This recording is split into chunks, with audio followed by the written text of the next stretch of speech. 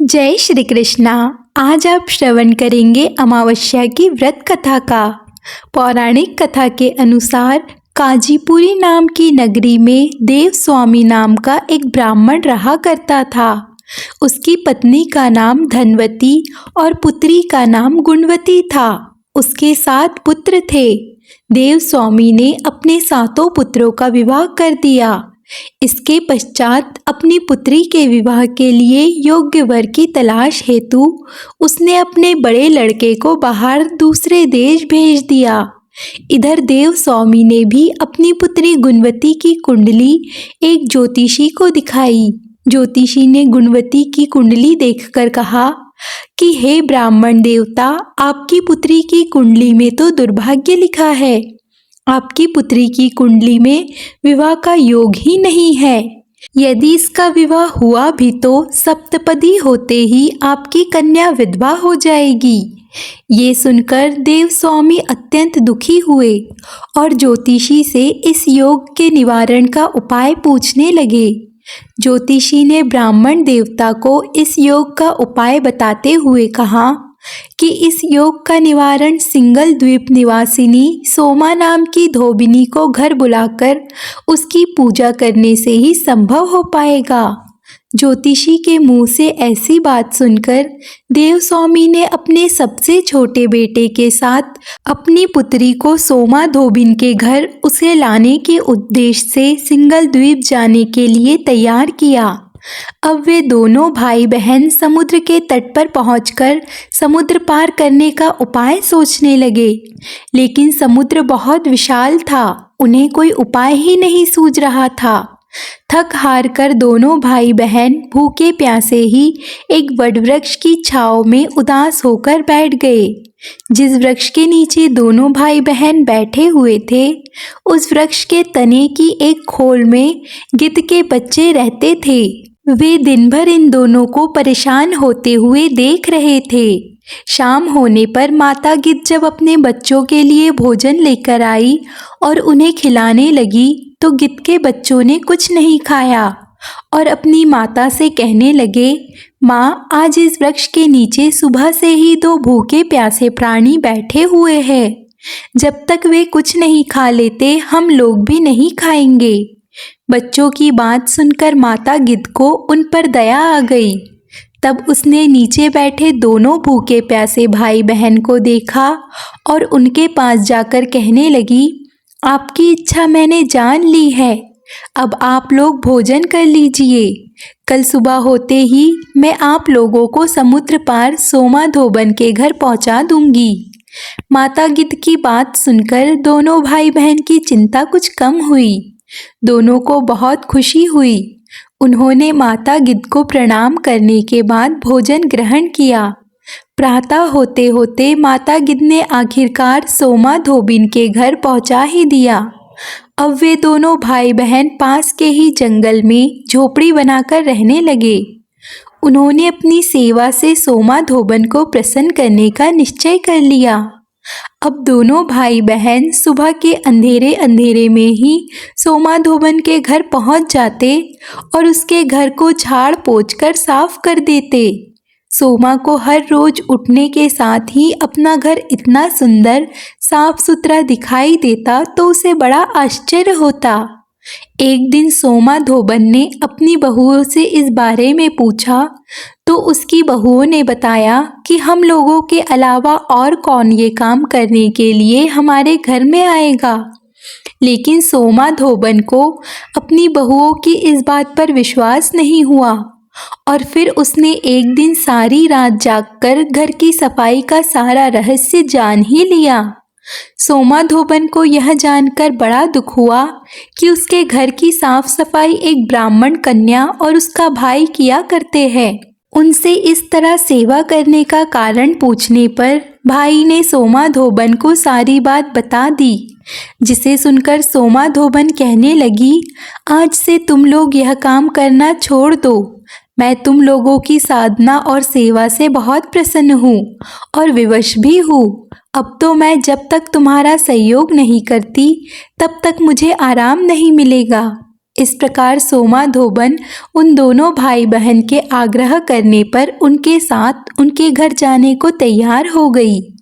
घर से निकलने से पहले उसने अपनी बहुओं से कहा, यदि मेरी अनुपस्थिति में किसी की भी मृत्यु हो जाए तो उसके शरीर को नष्ट मत कर देना। क्षण भर बाद ही दोनों अतिथियों के साथ सोमा धोबन कांचीपुरम पहुंच गई। दूसरे दिन गुणवती का विवाह संपन्न हुआ और सप्तपदी होते होते उसके पति की मृत्यु हो गई, जैसा कि गुणवती के भाग्य में लिखा था। तब सोमा धोबन ने अपने संचित पुण्य का फल गुणवती को दान देकर उसके पति को जीवित कर दिया और उन्हें आशीर्वाद देकर वह सिंगल द्वीप के लिए रवाना हो गई। संचित पुण्य छिन्न होने से सोमा धोबन के घर उसके पुत्र, दामाद और पति की मृत्यु हो गई। ये जानकर नया पुण्य संचित करने के उद्देश्य से सोमा धोबन रास्ते में एक जगह रुक गई। नदी के किनारे पर स्थित एक पीपल के वृक्ष की छाया में भगवान श्री हरि का और भगवान शिव का पूजन उसने किया और पीपल के वृक्ष की 108 परिक्रमा की। इतना करते ही सोमा के पुत्र, दामाद और उसके पति पुनर्जीवित हो गए। उसका घर धन धान्य से भर गया। इस प्रकार निस्वार्थ भाव से सेवा करने का उत्तम फल सोमा धोबन को प्राप्त हो गया। अतः सोमवती अमावस्या के दिन इस कथा को कहने और सुनने वाले सभी भक्तों को भगवान का आशीर्वाद अवश्य ही प्राप्त होता है। अब सुनिए एक और कथा, माता अमावस्या की कथा। पौराणिक कथा के अनुसार एक गांव में सास और बहू अकेले रहते थे और उनका बेटा विदेश में कमाने के लिए गया हुआ था। सास और बहू बहुत ही प्रेम से रहते थे। दोनों एक दूसरे की देखभाल भी किया करते थे। एक दिन बहू ने खाना नहीं खाया। तब सास ने बहू से पूछा कि बेटी, आज तुमने खाना क्यों नहीं खाया? तब बहू कहने लगी, सासू माँ, आज मेरा अमावस माता का व्रत है, इसीलिए मैंने खाना नहीं खाया। तब उसकी सास ने कहा कि बहू, यह व्रत क्या होता है और इस व्रत को करने से क्या फल मिलता है, मुझे भी समझाओ। तब बहू कहने लगी कि सासू माँ, अमावस माता का व्रत करने से बहुत पुण्य मिलता है, घर में अन्न धन बना रहता है, सुख शांति बनी रहती है और अटल सुहाग मिलता है, पुत्र की प्राप्ति होती है। इसी तरह से 3 पनौती अमावस्या माता का व्रत भी रखा जाता है। इस व्रत में हर वर्ष अलग अलग खाना खाया जाता है और विष्णु भगवान के मंदिर में चढ़ावा चढ़ाया जाता है या फिर किसी ब्राह्मण को दान दक्षिणा दी जाती है। इस व्रत में पहले साल शक्कर, घी और चावल से बना खाना खाया जाता है और पहले साल व्रत पूर्ण होने के बाद 1.25 किलो चावल और 1 कटोरी घी और 1 कटोरी शक्कर का दान किसी ब्राह्मण देवता को किया जाता है। दूसरे साल जौ, घी और शक्कर से बना हुआ खाना खाया जाता है। इसी तरह जब दूसरे साल का व्रत पूर्ण हो जाए तब 1.25 किलो जौ, 1 कटोरी घी और 1 कटोरी शक्कर किसी मंदिर में चढ़ाया जाता है या किसी ब्राह्मण को दान में देना होता है। तीसरे साल गुड़, तिल और घी से बने हुए व्यंजन खाने चाहिए। जब तीसरे साल का व्रत पूर्ण हो जाए तब ½ किलो तिल, गुड़ और 1 कटोरी घी किसी मंदिर में चढ़ाया जाता है या ब्राह्मण को दान में दिया जाता है। इसे ही 3 पनौती अमावस्या का व्रत कहा जाता है। फिर बहू बताने लगी कि माँ जी, इस व्रत का संकल्प लेने के बाद इसे पूरा करना ज़रूरी होता है। अगर पूरा नहीं कर सकते तब घर परिवार में झगड़ा और घर में अशांति हो जाती है। तब सासू माँ कहने लगी, बहू, मेरी तो उम्र हो गई है, लेकिन तुम ये व्रत जरूर करना। और तब बहू यह व्रत करना प्रारंभ करती है। एक दिन बहू ने किसी के कहने पर गेहूं से बनी हुई रोटी खा ली और अमावस्या माता इस बात से नाराज हो गई। जो सास और बहू प्रेम से रहती थी, अब उन दोनों में झगड़े होने लगे। सभी गांव वाले भी हैरान हो गए कि इनके घर में ये सब क्या हो रहा है। सास अपनी बहू को कहने लगी, जब से तुम हमारे घर में बहू बनकर आई हो तब से हमारे घर की लक्ष्मी ही चली गई है। तुम हमारे लिए बिल्कुल भी शुभ नहीं हो। तब बहू ने कहा कि माँ जी, आपके घर की लक्ष्मी चली गई है तो मुझे बताइए कि कहाँ मिलेगी, मैं लक्ष्मी को लेकर आऊँगी। तब सासू माँ कहने लगी कि बहू, लक्ष्मी तुम्हें समुद्र के बीच में भगवान विष्णु के पैर दबाते हुए मिलेगी। तब बहू यह कहकर चली जाती है कि माँ जी, अब तो मैं लक्ष्मी जी को लेकर ही आऊँगी, नहीं तो मैं इस घर में पैर नहीं रखूँगी। ऐसा कहकर बहू लक्ष्मी की खोज में चली गई। जब बहू लक्ष्मी की खोज में निकली तब उसे बीच रास्ते में गाय मिली। गाय बहू से पूछने लगी कि आप कहाँ जा रही है। तब बहू कहने लगी, हे गाय माता, मेरी सास कहती है कि मेरे आने से उनके घर में अन्न धन की कमी हो गई है और उनके घर की लक्ष्मी चली गई है, तो मैं लक्ष्मी को लेने जा रही हूँ। तब गाय माता कहने लगी, हे बेटी, अगर तुम जा ही रही हो तो भगवान से मेरे बारे में पूछ लेना। तब बहू कहने लगी, ठीक है गाय माता, मैं आपके बारे में पूछ लूँगी। तब गाय माता कहने लगी कि जब मेरा बछड़ा होता है तो वह मर जाता है, जिंदा नहीं रहता। तुम लक्ष्मी जी से पूछ लेना कि आखिरकार मेरे साथ ऐसा क्यों हो रहा है, मैंने ऐसा कौन सा कर्म किया है जिसकी सज़ा मुझे मिल रही है। तब बहू कहने लगी, गाय माता, मैं आपके बारे में ज़रूर पूछ लूँगी।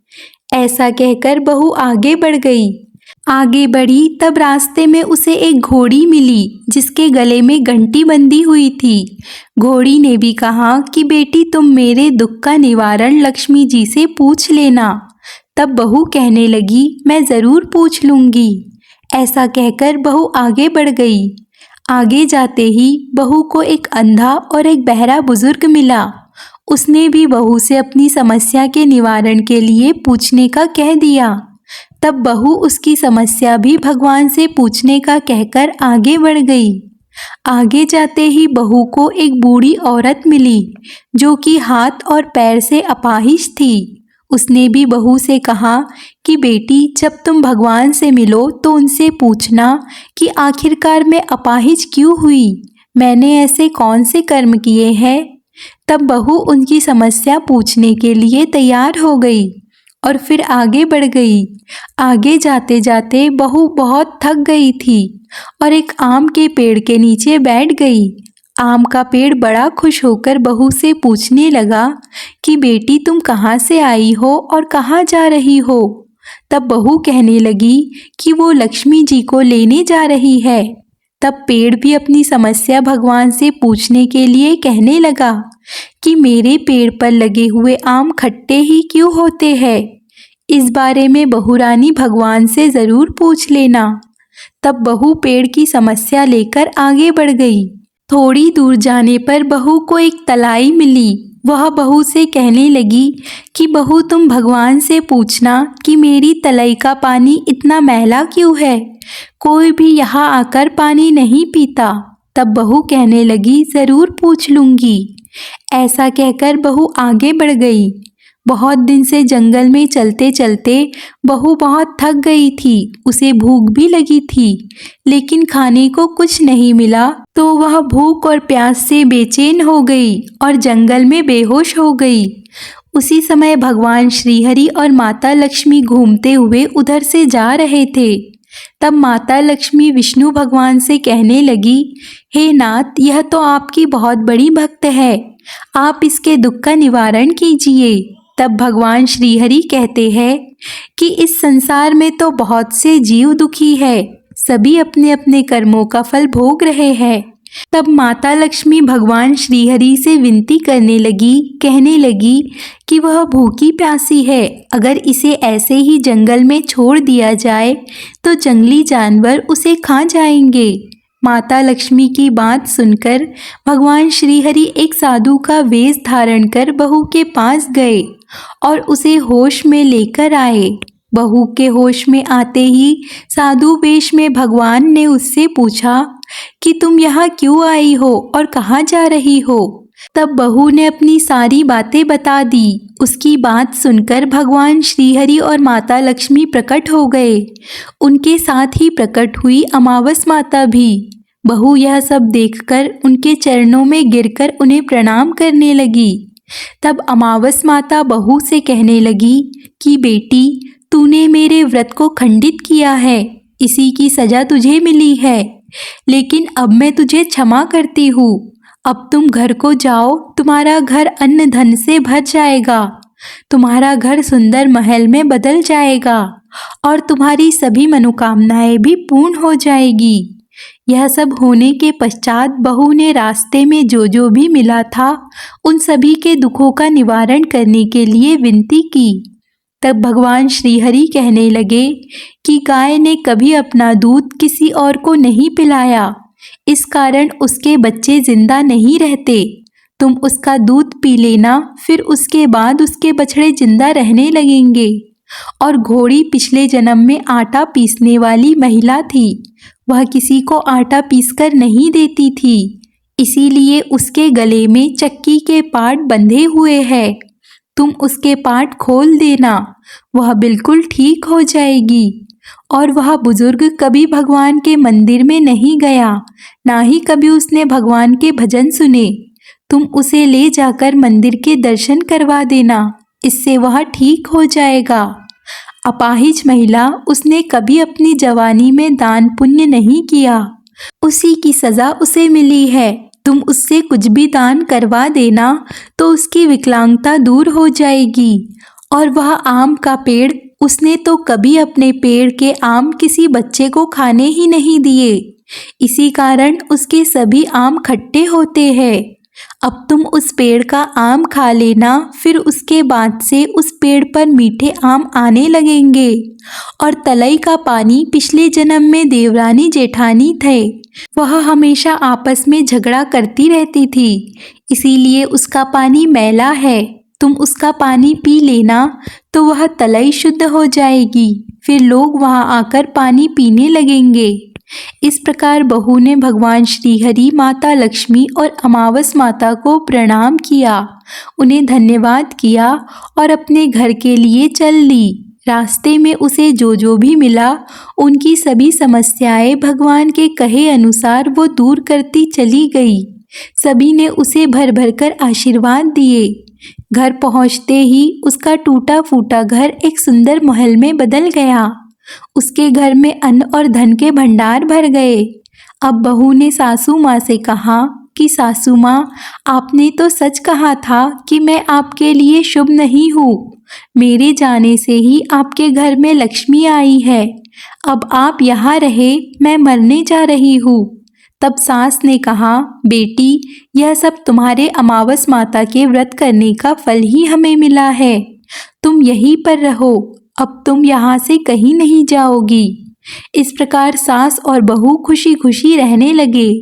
और फिर एक दिन सास का बेटा भी विदेश से वापस लौट आया और घर में जब उसने खूब धन दौलत और धन के भंडार देखे, तब उसकी माँ ने सारी बात अपने बेटे को बता दी। इस प्रकार वे लोग खुशी खुशी रहने लगे और तीनों मिलकर अमावस माता के व्रत करने लगे। हे अमावस माता, जिस तरह से आपने बहू के घर के भंडार भरे, उसी तरह से सभी के घर के भंडार भरना। तो बोलिए अमावस माता की जय। अगर आपको आज की कथा पसंद आए तो वीडियो को लाइक कर दीजिए और ऐसे ही कथा पाठ के लिए चैनल को सब्सक्राइब कर लीजिए।